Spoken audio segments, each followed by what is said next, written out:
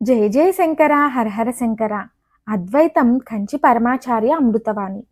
ఆనందమయం.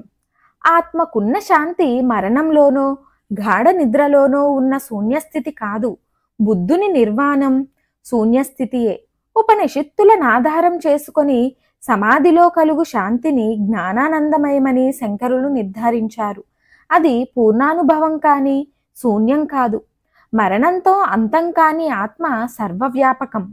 ఆనంద స్వరూపం కాకుండా పోతుందా? ఆత్మ ఎట్లా సర్వవ్యాపకం?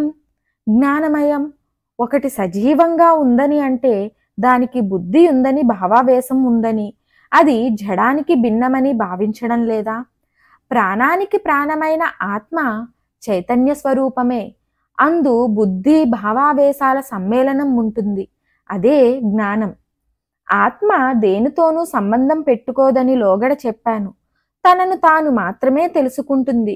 ఇంద్రియాలచే మనస్సుచే తెలియబడేది కాదు. సమాధిలో మనస్సు అణిగినప్పుడు ఆత్మానుభవం కలుగుతుంది. అట్టి అనుభవం నిద్రలో ఉండదు. అది ఎట్లా ఆనందమయం అని ప్రశ్నిస్తే మరి ఎట్లా ఉంటుందని భావిస్తున్నావని అడుగుతున్నా. బంధాలు లేనిది స్వతంత్రమైనది ఆనందమయం కాకుండా పోతుందా? మనస్సు ఇంద్రియాలు చేసే అల్లరి వల్ల బాధపడుతున్నాం. ఆత్మకివేమీ లేవు. అంత మాత్రంచే అది బుద్ధి లేనిదని భావించరాదు. అది చైతన్యమయం, స్వయం ప్రకాశం.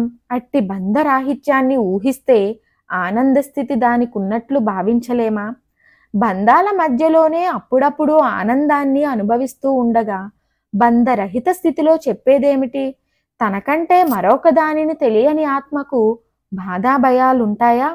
అది శాశ్వతం, ఆనందమయం. మామూలు జీవితంలో అధికారి మనల్ని నియమిస్తాడు. అతని భార్య అదుపులో పెడుతుంది. అట్లాగే మనల్ని ప్రకృతి నియమిస్తే ఆ ప్రకృతిని నియమించేవాడు ఈశ్వరుడు. అతడు కూడా భక్తపరాధీనుడే. ఎక్కడ ద్వైతముందో అక్కడ స్వాధీనం లేదు.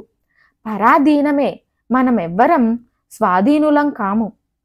అట్లా స్వాధీన స్థితి లేనప్పుడు ఆనందం ఎట్లా అనుభవించగలవు? కేవలం అద్వైత స్థితిలోనే పరాధీనం కాని స్వాధీనానుభవం, అఖండానందం, ఇంద్రియాల వల్ల పొందే ఆనందం. ఆ ఆనందంలో కొన్ని చుక్కలు మాత్రమే. ఈ మామూలు ఆనందం మాయ వల్లనే. ఆత్మను ఆధారంగా చేసుకునే జీవాత్మను నడుపుతోంది మాయ. బాహ్య వస్తువుల వల్ల ఆనందం రాదు. లోనున్న ఆత్మ యొక్క ప్రకాశం అంతఃకరణాలలో అనగా మనస్సు మొదలైన వాటిల్లో మాయ వల్ల ప్రతిబింబిస్తుంది. జీవుడు ఇంద్రియాల ద్వారా కొద్దిపాటి ఆనందాన్ని అనుభవించడానికి ఈ మాయ కారణమైంది.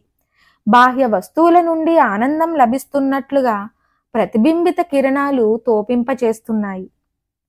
మరిన్ని ఆధ్యాత్మిక విషయాల కోసం మా ఛానల్ను సబ్స్క్రైబ్ చేయండి. వీడియో నచ్చితే లైక్ చేయండి, షేర్ చేయండి, కామెంట్ రూపంలో మీ అభిప్రాయాన్ని తెలియచేయండి.